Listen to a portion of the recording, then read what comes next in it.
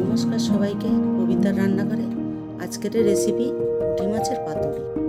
খুব অল্প সময়ের ভেতরে আপনারা এরকম পুঁটি মাছের পাতুরি করে খেয়ে দেখবেন। প্রথমে আমি এখানে 200 গ্রাম পুঁটি মাছ নিয়েছি। পুঁটি মাছ কেটে ভালো করে ধুয়ে নিয়েছি। এর ভেতরে আমি লবণ দিচ্ছি, হলুদ দিচ্ছি, আদা জিরে বাটা, রসুন বাটা, জিরের গুঁড়ো, ধনের গুঁড়ো, টমেটো কুচোনো। আমি এখানে পোস্ত বেটে রেখেছিলাম, পোস্তটা দিয়ে দিচ্ছি।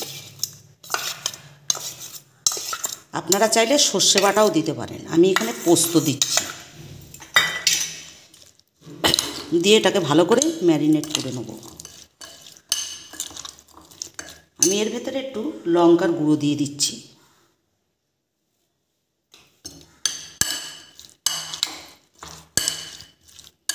এটা আমার মিশানো হয়ে গেছে। আমি এর ভেতরে একটু লেবুর রস দিচ্ছি আর সর্ষের তেল দিচ্ছি। এটা সর্ষের তেলেই করতে হয়।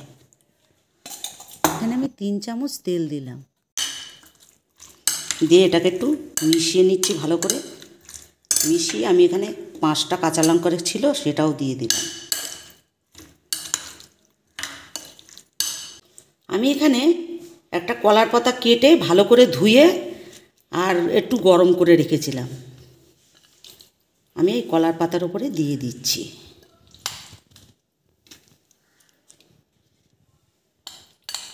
আমার এবার সবটা দেয়া হয়ে গেছে। এবারে আমি এর উপরে সর্ষের তেল ছড়িয়ে দিচ্ছি। আমি 2 চামচ সর্ষের তেল দিচ্ছি, কেন এতে তেলের পরিমাণটা একটু বেশি লাগে। এর উপরে একটা পাতা দিয়ে দিলাম, দিয়ে এটাকে মুড়ে দেব।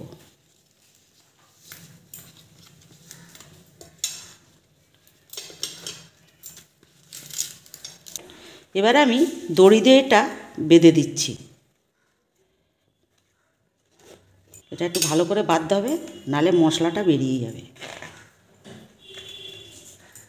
এটা আমার বাঁধা হয়ে গেছে। আমি সাইডে একটা ফ্রাই প্যান বসিয়েছিলাম, তার উপরে এটা আমি দিয়ে দিচ্ছি কলার পাতা দিয়ে।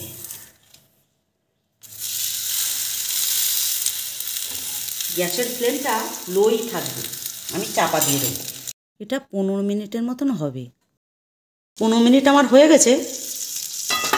এবারে আমি এটা একটু উল্টে দেবো।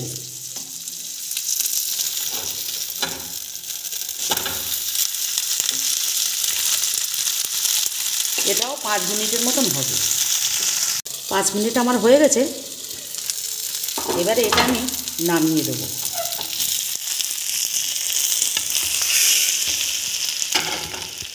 এবারে আমি এটা আপনাদের খুলে দেখাচ্ছি এটা কীরকম হয়েছে। গরম ভাতের সাথে এরকম পাতুরি খেতে খুবই ভালো লাগে। দেখুন কি সুন্দর হয়েছে, গন্ধটাও খুব সুন্দর বেরোচ্ছে।